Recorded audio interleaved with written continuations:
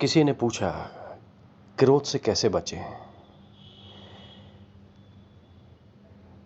क्रोध तो अग्नि है। क्रोध से बचोगे कैसे? कोई तुमको क्रोधित थोड़ी ना करता है। किसी ने तुमको उकसाया, तुम्हारे भीतर से क्रोध प्रकट होता है। नहीं भी प्रकट हो सकता था, पर क्रोध तुम्हारे भीतर है। जैसे झील में कंकड़ फेंक दिया जाए, तरंगे उठ जाती हैं। ठीक ऐसे ही किसी ने कुछ कह दिया, किसी ने कोई बात जो दिल पे लग गई, चोट कर जाती है। हम उत्तेजित हो जाते हैं और अपनी बात को फेंकना शुरू कर देते हैं। क्या हुआ? कुछ देर पहले तक तो कुछ नहीं था, अचानक क्या हुआ? अचानक कुछ नहीं होता है। चीजें पड़ी हुई हैं। किसी की उकसाने भर की देर थी, उसने उत्तेजित कर दिया, तुम उत्तेजित हो गए।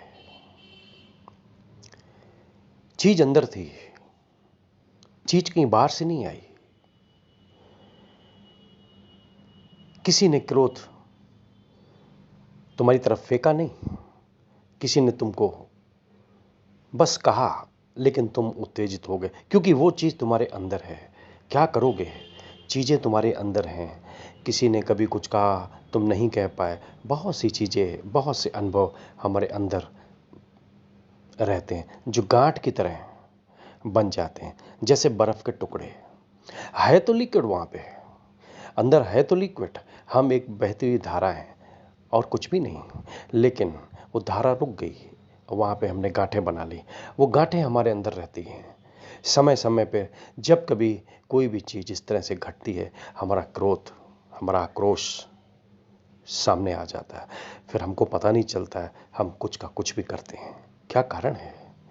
क्योंकि अंदर इतनी आग है, अंदर इतनी ज्वलंत चीज भरी हुई है, बस कोई इशारा कर दे तो एक शांत बैठा हुआ आदमी अचानक क्रोध से भर जाता है, क्योंकि उसने स्विच दबाया और तुम चालू हो गए और कुछ भी नहीं होता। तो यही वो चीज है जिस पे हमको ध्यान देना है। तो क्या करोगे? क्या किया जाए कि हमको क्रोध ना आए? सवाल ये है ही नहीं कि हमको क्रोध ना आए। क्रोध जैसी कोई चीज है ही नहीं हमारे अंदर। जो भी, जैसे किसी ने कुछ कहा, हम अपमानित हुए, कभी किसी ने अपमान किया, कभी सामने से आके, कभी पीछे से कुछ बातें सुनी। ये जीवन में सबके साथ है। ऐसा कौन है जिसका अपमान नहीं हुआ? दुनिया में ऐसा कोई व्यक्ति नहीं है जिसको अपमानित न किया गया हो, जो अपमानित न हुआ, या जो अपने आप को अपना अपमानित नहीं महसूस करता हो। जरूर अपनी यात्रा में इस तरीके की चीजें आती हैं। अब सवाल ये है, कैसे हम इस चीज से बाहर आएं, कैसे हम इस चीज से मुक्त होएं। निश्चित रूप से ये कोई इतनी आसान चीज नहीं है। ये हमारे साथ एक जख्म की तरह, एक घाव की तरह निरंतर हमारे पीछे रहती हैं, जिसके लिए हम बराबर कोशिश करते रहते हैं क्रोध नहीं करें। बाद में पछताते भी बहुत ज़्यादा हैं, चाहते तो नहीं भी करते। ऐसी भी कोई बहुत ज़्यादा बात नहीं थी, ऐसी गंभीरता भी नहीं थी कि हाँ हमको इतना ज़्यादा लाउड होने की ज़रूरत थी। और उस क्रोध से कैसे वातावरण निर्मित हो जाता है, माहौल कितना ख़राब हो जाता है। माहौल तो ख़राब होता है, सबसे बड़ी बात, आदमी अपने क्रोध में खुद जलने लगता है। क्रोध चीज़ ही ऐसी है। क्रोध करके हम सोचते हैं हम हल्के हो गए, हम शांत हो गए। हम बिल्कुल शांत नहीं हो गए, कुछ भी नहीं होता। फिर कुछ समय के बाद वो चीज़ें वापस वहीं निर्मित हो जाती है, क्योंकि उसका हमने कोई उपाय किया ही नहीं है, कोई सलूशन खोजा ही नहीं है। किसी के ऊपर तुमने क्रोध उतार दिया तो तुम क्या समझते हो कि तुम्हारी ग्रंथि खुल गई, तुम्हारे अंदर स्पष्ट चीज हो गई, बर्फ क्या पिघल गई? ऐसा नहीं है। फिर वो बर्फ इकट्ठा होगी, क्योंकि वहाँ पे एक चीज़ निर्मित हो चुकी है। हम उस पर ध्यान नहीं देते। फिर किसी मौके पर, फिर कोई अवसर पर, फिर कोई इस तरह की चीज़ निर्मित हुई जहाँ पे तुम क्रोधित हुए, फिर तुम शुरू हो जाते हो। फिर तुमको ख्याल आ जाता है आखिर हो क्या रहा है, समझ नहीं पाते हो। बार बार क्रोध, बार बार चिड़चिड़ापन, ये क्यों आता है? कई बार तो ऐसे होता है कि हमको पता ही नहीं चलता हम क्रोध क्यों कर रहे हैं। एक बच्चा अपने स्कूल से बढ़िया आ रहा है, बैग वैग टांग के, हंसते नाचते। पर अचानक से हम देखते हैं क्या हुआ। माँ ने बहुत प्यार किया, माँ ने बहुत दुलार किया। फिर किसी और दिन भी ऐसे ही बच्चा चला आ रहा है। कोई कारण नहीं है, कोई वजह नहीं है। क्या वजह क्या है?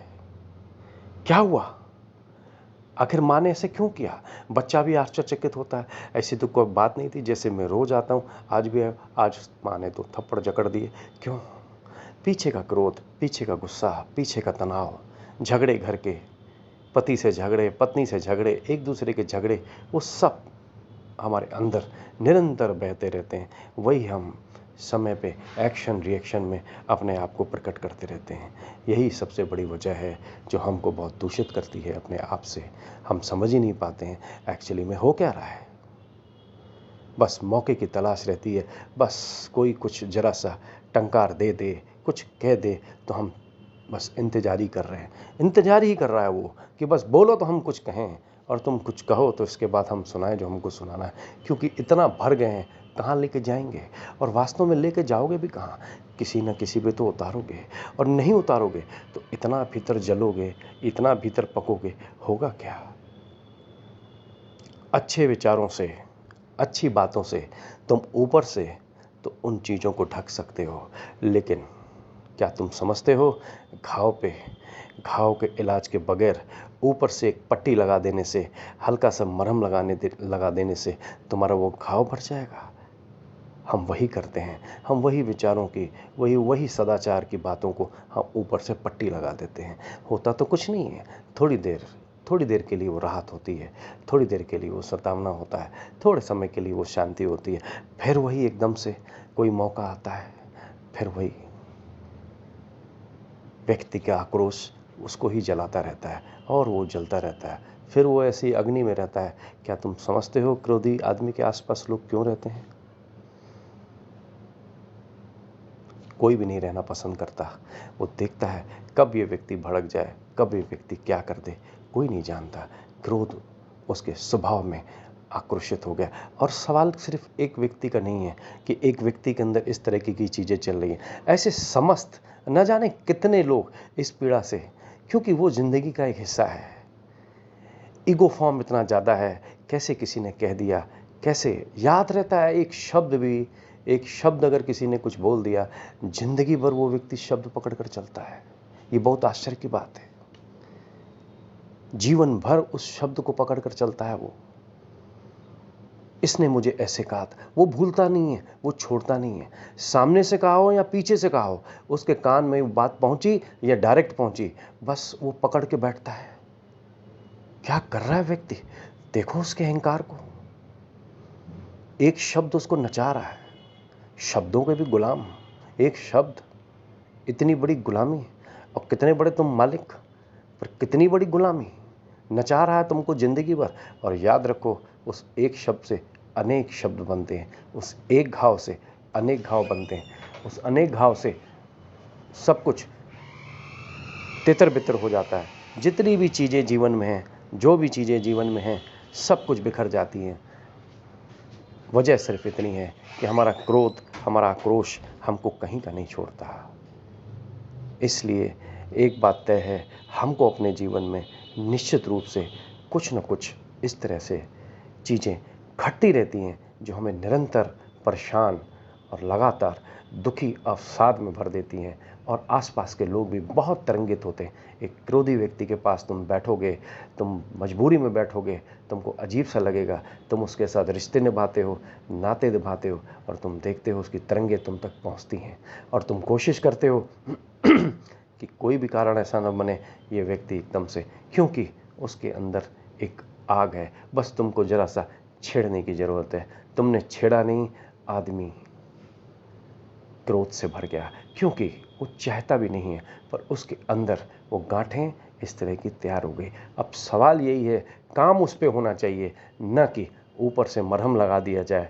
उससे कुछ भी नहीं होगा कि तुम क्रोध मत करो, तुम अच्छे हो, तुम इस तरह के व्यक्ति नहीं हो, तुम क्यों क्रोध करते हो। ये चीज़ें ज़्यादा दूर तक नहीं लेके जाती है। ये काम नहीं हुआ, हो भी नहीं सकता। काम तो सिर्फ तभी होगा जब उस पर हम काम करेंगे, वास्तव में उसका ऑपरेशन करना पड़ेगा, वास्तव में उसको चीज़ को बाहर निकालना पड़ेगा। इसके बाद जब तक हमको समझ विकसित नहीं होती तब तक हम उस चीज़ से मुक्त नहीं हो सकते। इसलिए ये ऑब्जर्वेशन है, हमें विचार करना ही पड़ेगा कि हो क्या रहा है। व्यक्ति भी चाहता है, मैं ऐसा नहीं करना चाहता, लेकिन जब वो घटना, जब वो कोई ऐसी पीड़ा, जब ऐसी उत्तेजना आती है, व्यक्ति एकदम बौखला जाता है और फिर वो अपने कंट्रोल में नहीं रहता है। हर आदमी अपनी स्थिति से क्रोध कर देता है। बाद में वो सोचता भी है, इतना ज़्यादा क्रोध, तो इतनी शक्ति लगा देता है इतनी शक्ति लगा देता है कि ऐसा लगता है कि पहाड़ में से एक बहुत बड़ा पत्थर, बहुत बड़ी चट्टान उठा के वो ढकेल दे तो चट्टान भी सरक जाए। इतनी शक्ति महसूस करता है जब वो व्यक्ति ऐसा क्रोध करता है। क्रोध इंसान को जाने कहाँ से कहाँ ले जाता है। छोटी सी बात जाने कितनी बड़ी बन जाती है। ये इंसान की पीड़ा है और वो अपनी ज़िंदगी एक छोटी सी गलती से बहुत बड़ा नरक बना लेता है। और उसके चक्कर में और भी जो उसके प्यास आसपास लोग, और भी उसके शुभचिंतक, और भी परिवार के लोग जो रहते हैं, वो भी बहुत दुखी होते हैं, वो भी बहुत बेचैन होते हैं। इसीलिए क्रोध के संबंध में ज़्यादातर लोग बहुत पीड़ित रहते हैं और लगातार इस क्रोध से संघर्ष करते रहते हैं। क्या करें? ऐसा क्या किया जाए? निश्चित रूप से ये बहुत बड़ी समस्या है। एक विधि तो एक बहुत साधारण सी चीज़ है, अगर हम उसको करें तो वो हमको बहुत ज़्यादा लाभ करेगी। छोड़ो कहीं अपने आप को अकेले में और समय दो थोड़ा अपने आप को, और थोड़ा दूर निकल जाओ किसी ऐसे एकांत में। बंद करो अपने आप को कमरे में जाओ कहीं दूर जहां तुम अकेले हो, तुम्हारे साथ कोई नहीं हो। इसके बाद तुम छोड़ दो जो भी तुम्हारे अंदर से आए। ऐसी तमाम विधियां हैं, जो भी तुम्हारे अंदर से आए तुम बस, जो भी है, जो भी तुम्हें बकना है, जो भी तुम्हें कहना है, जिसको तुमको मारना पीटना है, जिसने जो तुमको जो भी कहा, जिसने तुमको अपमानित किया, उन सब के प्रति जितना भी गुस्सा है तुम निकालो। गहरी गहरी सांस फेंको, फेंको अपने बाहर, जंप करो, कूदो, चिल्लाओ बच्चों की तरह। देखते हो बच्चे कैसे क्रोध करते हैं, लेकिन थोड़ी देर बाद वो कैसे निर्दोष हो जाते हैं, कैसे चिल्लाते हैं, कैसे जंप करते हैं, कैसे उछलते हैं, पर वो निर्दोष हैं। उनका क्रोध उस वर्तमान स्थिति में है। जैसे कोई चीज़, जैसे कोई जिद उनकी पूरी नहीं हुई, उस पे वो रोते हैं, चिल्लाते हैं, चीखते हैं। थोड़ी देर बाद वो शांत हो जाते हैं, जैसे कुछ हुआ ही नहीं।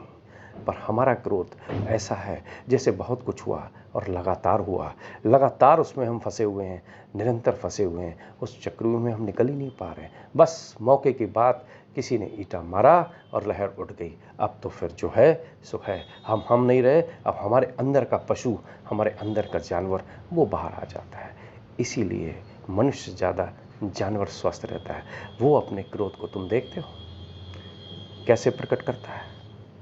किसी भी जानवर को देखो, वो भौंकेगा, वो रेंगेगा, वो सब कुछ करेगा, वो मिट्टी खोदेगा, चिल्लाएगा, चीखेगा, दौड़ेगा, भागेगा, अपने को हल्का कर लेता है। एक नेचुरल देखो उसकी आंखों में।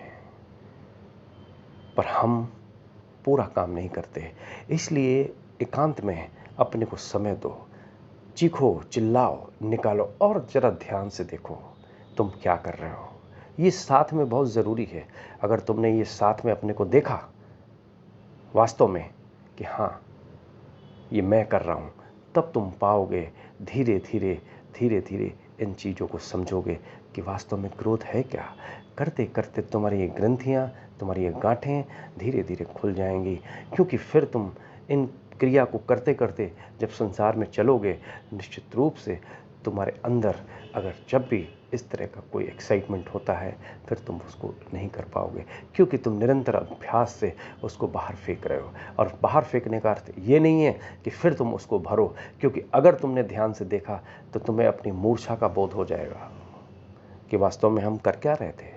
और जैसे जैसे तुम इसके प्रति सजग रहोगे, वैसे वैसे देखोगे तुम्हारी गांठ, तुम्हारी ग्रंथि धीरे धीरे विसर्जित होने लगी। वो घाव ऑपरेट होके धीरे धीरे ठीक होने लगा। जब घाव ठीक हो जाता है तो वहाँ कोई ग्रंथि नहीं रहती है, फिर बनेगी कैसे।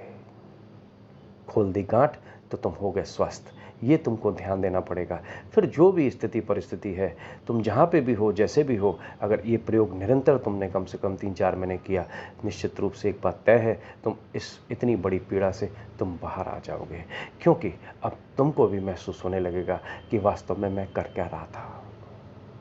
और प्रैक्टिकली जब लाइफ में चूंकि चलना तो निरंतर है, तो तुम खुद देखोगे तुम्हारे अंदर कैसे इंप्रूव हुआ। तो हुआ क्या, एक एनर्जी का ट्रांसफॉर्म हुआ। जब क्रोध विसर्जित होगा, वह निश्चित रूप से मित्रता अपने आप आएगी। क्योंकि किसी के जाने के बाद वहां पे कोई चीज तो आएगी, खाली कुछ थोड़ी न रहता है। क्रोध विसर्जित हुआ, निश्चित रूप से करुणा और दया, प्रेम का भाव जरूर उत्पन्न होगा, होता है।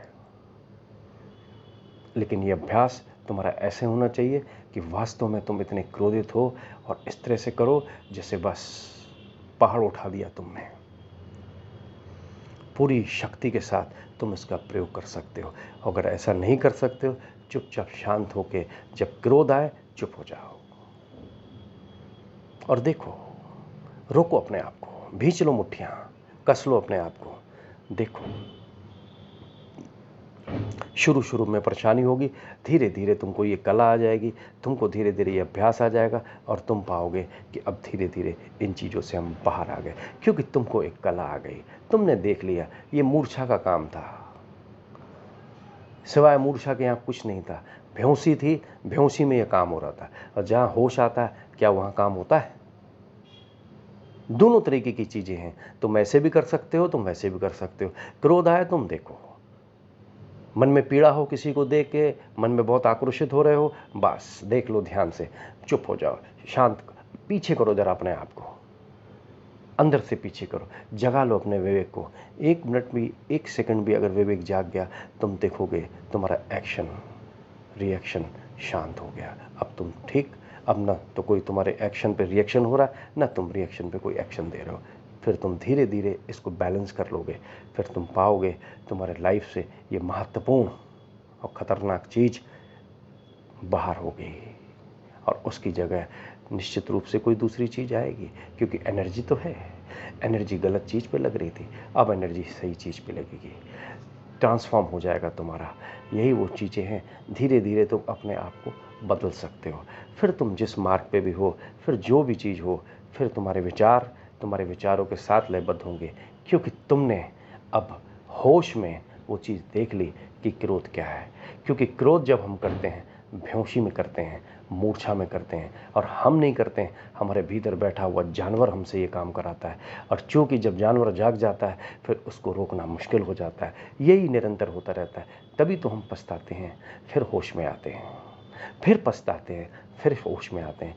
क्योंकि अंदर वो जानवर, वो पीड़ा हमारे अंदर बैठी हुई है। इस कला को अगर तुमने समझ लिया, दोनों तरीके हैं, या तो तुम चीखो चिल्लाओ और बाहर फेंक के आओ, थ्रो करो उन चीज़ों को, जो भी तुम्हारे जो भी चीज़ें हैं काल्पनिक में जैसे भी करके उसको फेंको, या फिर तुम क्रोध के समय और परफेक्ट होके उस चीज़ को सिर्फ महसूस करो। देखो क्या है, कुछ ही दिनों के अभ्यास में तुम अपने आप पर हंसोगे, वास्तव में तुम कर क्या रहे थे। इसकी इतनी ज़रूरत नहीं थी जितना तुमने किया। फिर तुमको पता चलेगा इसके जिम्मेदार दूसरे नहीं, तुम खुद हो। यही वो होश है। क्यों?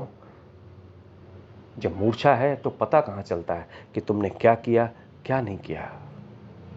तुम तो दूसरों को ही दोष देते हो, हाँ, कि इसकी वजह से मुझे क्रोध आया, इसके व्यवहार की वजह से आया, इसने ऐसे किया, इसने वैसे किया। लेकिन तुमने ये नहीं देखा कि वो जड़, वो जगह तुम्हारे भीतर ऑलरेडी है। लोग तो अवसर हैं,